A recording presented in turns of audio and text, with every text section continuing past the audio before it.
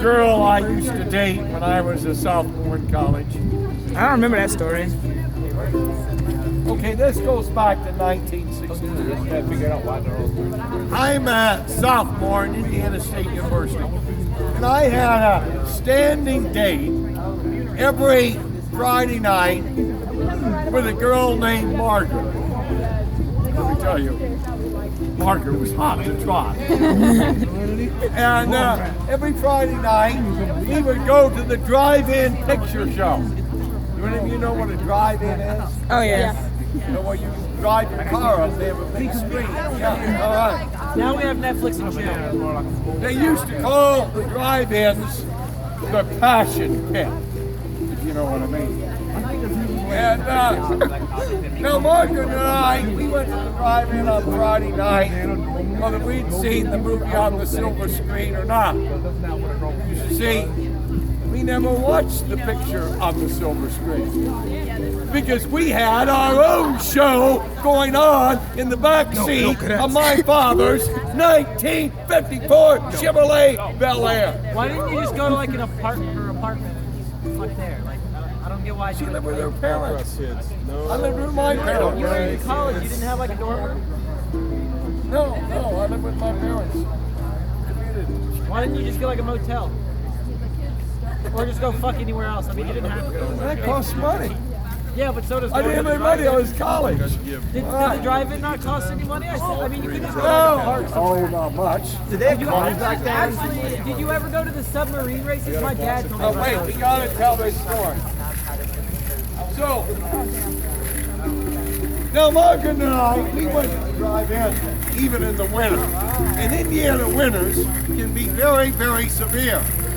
And so the theater would provide each car with a portable heater. But Margaret and I, we never bothered with that portable heater, if you know what I mean. Because we had our own heat going on in the back seat of my father's 1954 Chevrolet Bel Air. Yeah. Look a nice car. Bragging about your previous sex life. You don't seem to be ashamed of your sin. Well, it's very shameful. I wasn't ashamed then. I'm telling the story. I wasn't. But if you were shameful about it, you wouldn't be so like uppity about it. Hey, I had some good times, some bad people. Bad. I'm telling the story. You see, when you tell it, you're learning about stories. I've had good times with some bad people. Just saying. We all do. Naturally. One Friday night, I pick up Margaret for our date Friday, and you won't believe what Margaret said to me. There's a giant Jenga set over there. All right. Now, she said, Chad, I would like you to take me to St. Benedict's Church tonight. I said, Margaret, it's Friday night. Who goes to church on Friday night? She said, Chad, as you know, I'm a Roman Catholic. Are any of you girls Roman Catholic? Gets out of two and very All right. She said, I'm a Roman Catholic. And she said, Chad, I haven't been to confession since we've been dating. No. No way. No. And I said, I wonder why. Margaret, How is that even possible? you don't mean to tell me you're going to tell the priest everything we've been doing. She said, Chad, I must tell the priest everything if I'm going to get absolution. So do you think he fapped for I know how that? to play. What could I do? What could I say? Of course,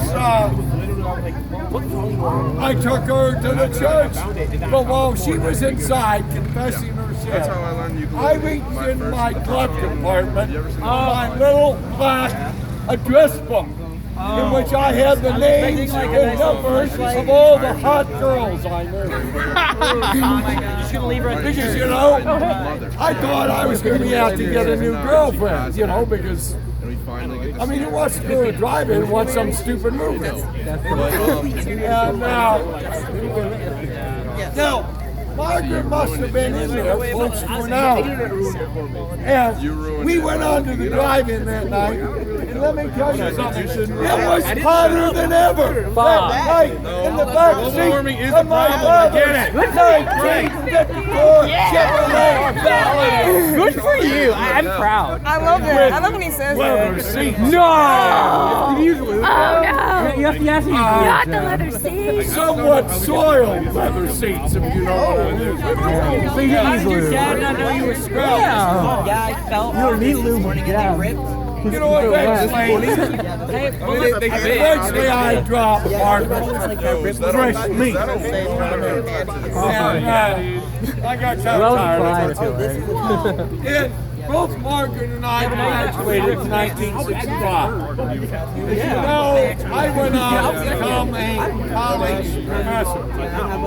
Oh, really? Margaret went on to become an airline stewardess. You know, Mile High Club and all that?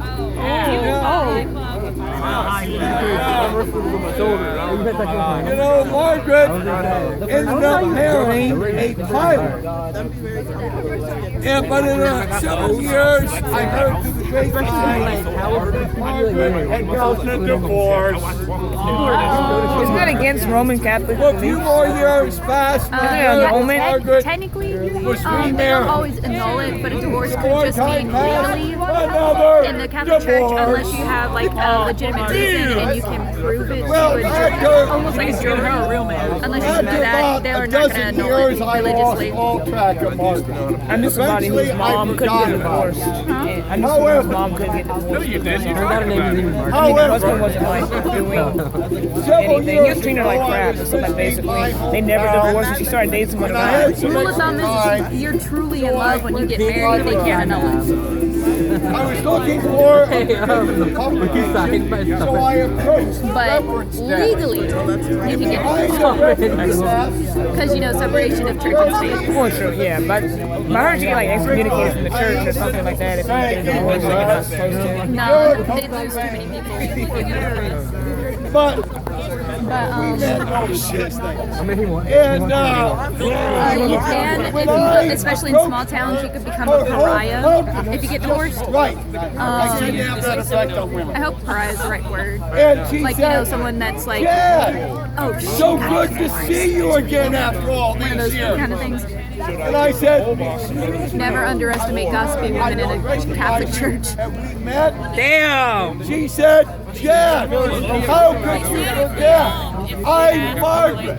Suddenly, I had a flashback to the back seat of my father's 1954 Chevrolet Bel This shit's hot. with leather seats. Were you the Fresh Prince? Somewhat very soiled leather seats, really. Like I said, how did your dad not know? Like, I feel like I would know. There's fucking cum on this. Why is there? I said, Margaret, I'm a Christian now. I'm a minister. And she said, so I've heard, Chad. And I said, no, Margaret, you need to pray.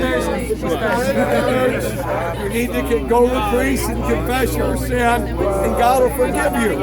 And you got to stop doing it then. You It may take me a year. keep on sinning. And she said, Chad, thanks for telling me that. And I turned my back, and I walked out of the library, and I haven't seen Margaret again since.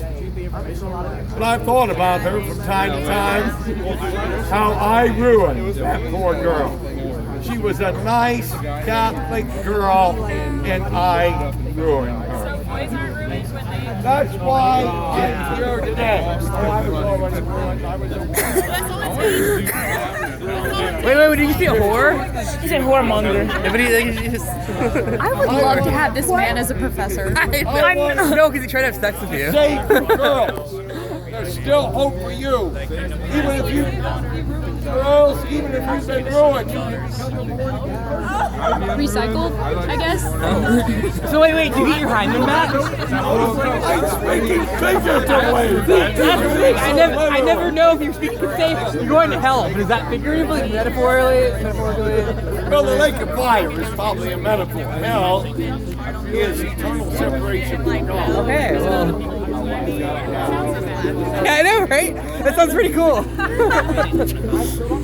Well, the metaphor, why do we use metaphors? Because we don't have literal language to convey exactly what we're saying. You better hope it's a metaphor.